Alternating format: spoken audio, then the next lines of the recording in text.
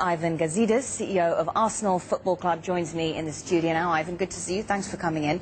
Also, I suppose the loss to Blackburn over the weekend adds to a difficult start to the season for you guys. How difficult is it going to be to turn this performance around? Well, it has been a difficult start to the season, and I think Arsenal fans have been going through all kinds of emotional pain. But we do believe we've got a deep squad, and we do believe that we will be able to turn our performance around. You know, when I came in as chief executive 2.5 years ago, the forecasts were that Arsenal were falling behind Aston Villa and Everton at that time. And the truth is this club has remained at the top of the game for the last 20 years, and we've got a very solid financial base, as you've mentioned, which enables us to look forward with confidence to be at the top of the game going forward too. But I suppose you have to be worried when even Arsene Wenger describes the side's performance as terrible, referring to the game again over the course of the weekend. What do you say to fans that feel the season is already a lost cause? The defeat at Blackburn now leaves Arsenal, as you well know, just 4 points from the last 5 games this season. What's gone wrong here?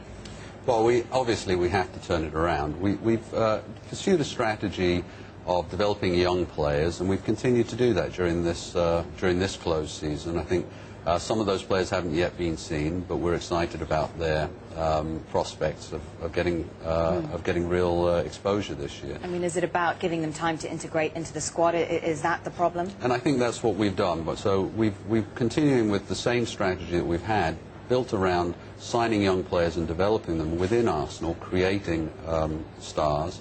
But we've also sprinkled in some more experienced players, and obviously it will take a little bit of time for those players to gel. But I think this combination that we have of youth and experience, certainly Arsene believes, and I share that view, will be able to turn the season around. What does Stan Kroenke, the US owner, think about the current run? Well, he's been very involved with the club, very supportive of Arsene and very supportive of me throughout his time on the Arsenal board. You know, I think he's got a lot of experience in sports as an owner, and he understands that you need to not get into a panic mode, because if you do that, you're going to do things that damage your club for the long term. How patient is he willing to be? He's patient, but he also drives for success, and that's a common trait across all of his clubs. So on-field success is important to him, but he's also not somebody who's a knee-jerk person who will make changes that damage our progress, and I'm very supportive of Arsene. When your two best players, Cesc Fabregas and Samir Nasri, leave in quick succession, I suppose you do have to be worried, and they've cited Arsenal's lack of trophies, and crucially in the case of Nasri, cited the club's lack of ambition. I suppose that must worry you, and indeed Stan Kroenke as well. Does it signal that you're no longer playing amongst the elites in European football?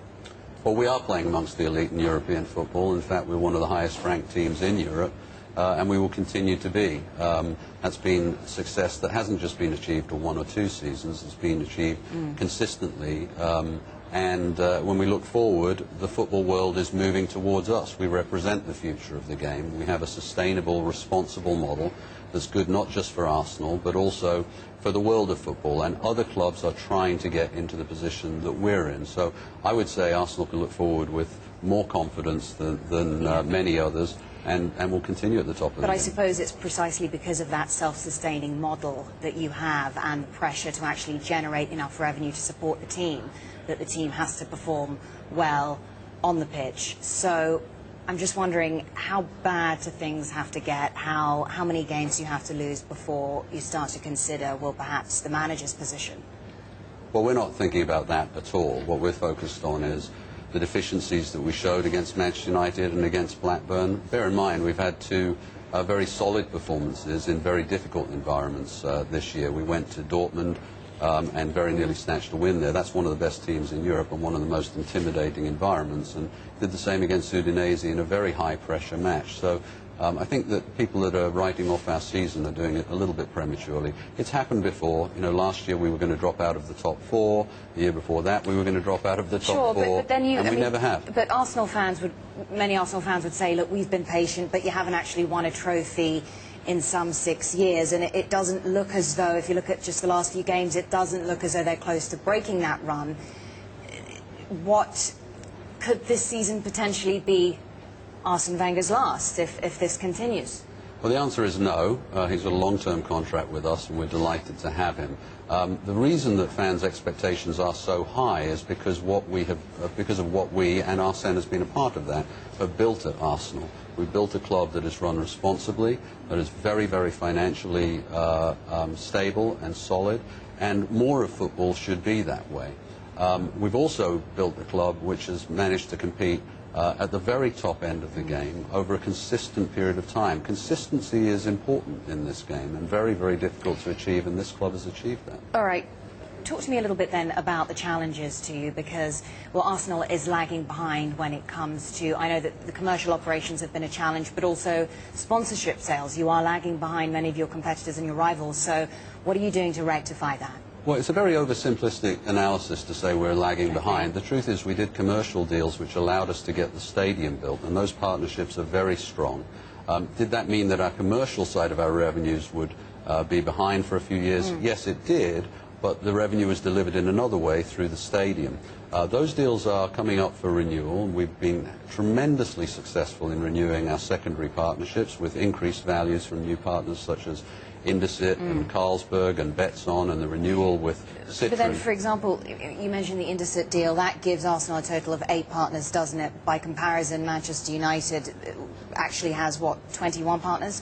Yeah, Manchester United made this type of investment a number of years ago, and they've been very successful going down that road, and I anticipate that we will have a similar amount of success as we look forward, but you've got to start somewhere, and we're starting down that journey. And given that you do have this self-sustaining business model, as you say, you pay for players exclusively from the revenue that you generate annually. I mean, that is no small challenge in a market that isn't constrained by salary caps, for example. Does it frustrate you that your competitors and rivals can afford to spend a great deal more money? It's challenging. It requires a very responsible, disciplined approach.